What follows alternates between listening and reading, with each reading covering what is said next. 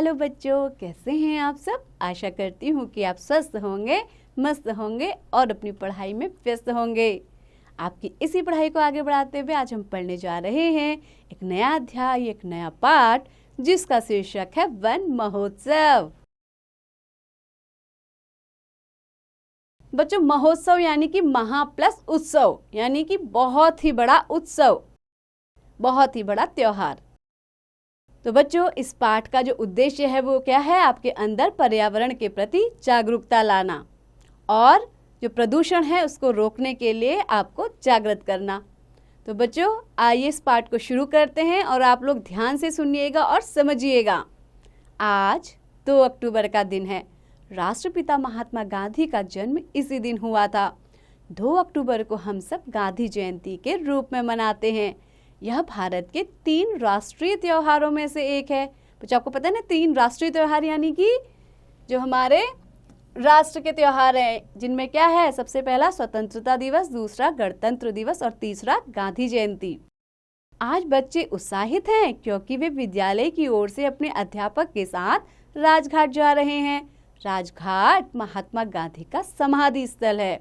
वहां पहुंचकर वे देखते हैं कि वहां बहुत से लोग जमा हैं।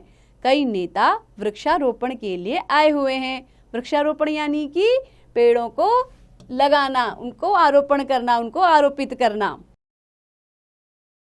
सबने एक एक पौधा लगाया और फिर उसे पानी दिया। बच्चों के मन में तरह तरह के प्रश्न उठ रहे हैं। विक्रम क्या कह रहा है, मैडम यह पौधा क्यों लगाया जा रहा है।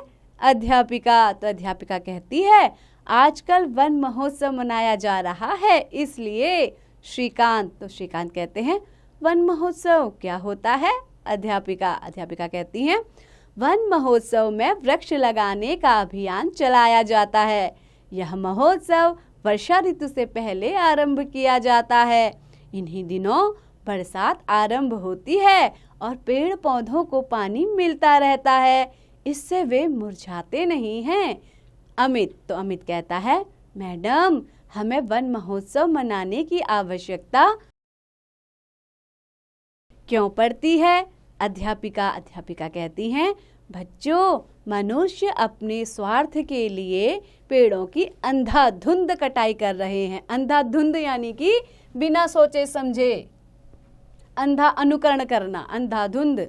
इससे जंगलों की कमी होती जा रही है और प्रकृति का संतुलन बिगड़ रहा है।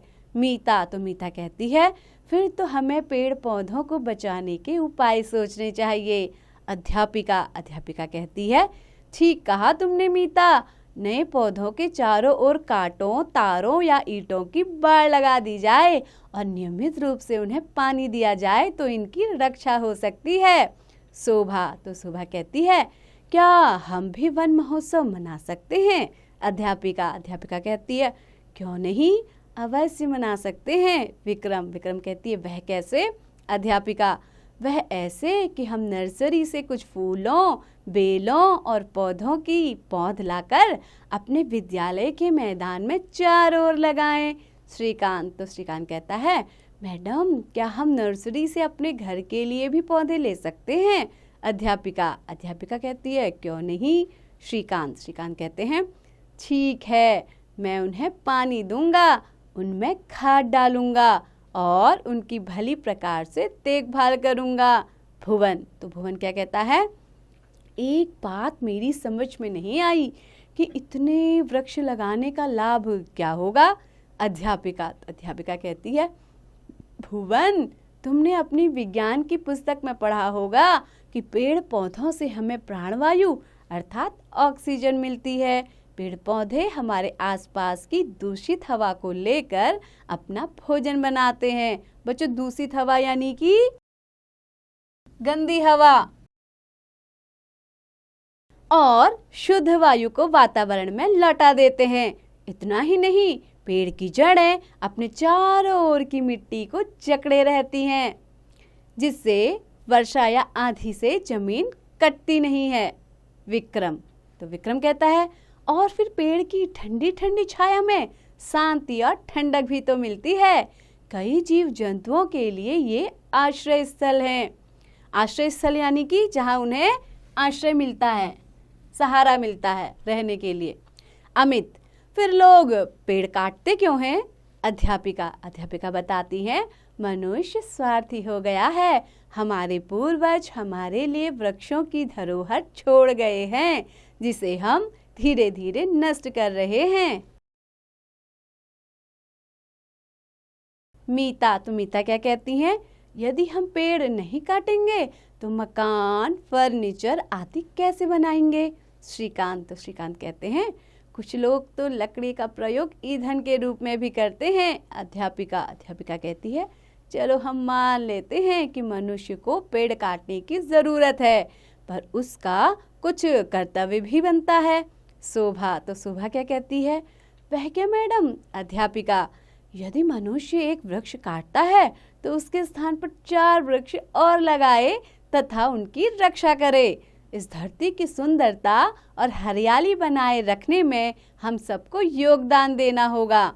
यदि हम इसी गति से वृक्ष काटते रहे तो वह दिन दूर नहीं जब धरती पर ऑक्सीजन नहीं बचेगी और इस पर मनुष्य का जीवन समाप्त होने लगेगा।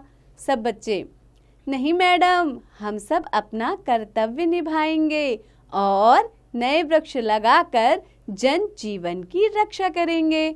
बच्चों को पेड़ पौधों की उपयोगिता के विषय में काफी जानकारी मिल चुकी थी। इस तरह बातें करते करते उन्होंने गांधी जी की समाधि पर फूल चढ़ाए, उन्हें नमन किया और विद्यालय की ओर रवाना हो गए। तो बच्चों, आपने क्या सीखा कि आपको भी क्या करना चाहिए? पौधे अवश्य लगाने चाहिए।